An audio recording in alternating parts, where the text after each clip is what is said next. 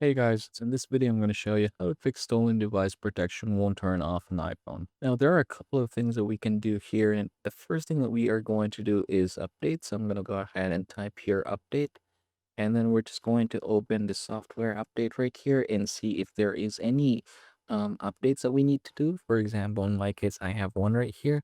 I can then go ahead and click the update now right here in order to fix this issue. But if that doesn't work, then the next thing that we are going to try is heading over to the settings again and then typing here VPN and device management. I'm going to go ahead and open the second option right here.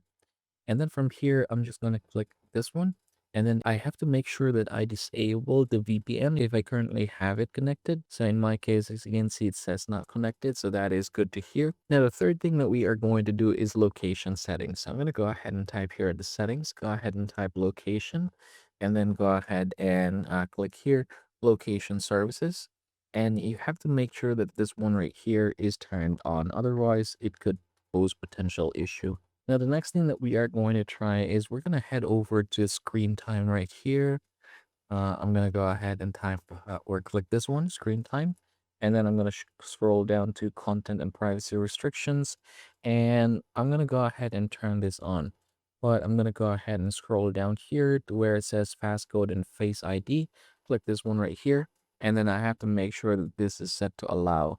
Normally, this is set to don't allow, so you have to make sure that you allow it in order for this to work. Now, from this point forward, I want you to go ahead and try again turning off the device protection on your iPhone, and this should be able to work. If not, then the next best thing that you can do is contact Apple support.